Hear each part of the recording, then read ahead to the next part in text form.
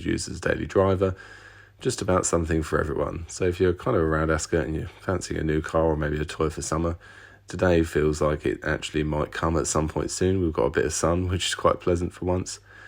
And just enjoy. If you're bidding, good luck. If you're just there to have a look, just enjoy having a look around the cars and maybe looking for something for the future.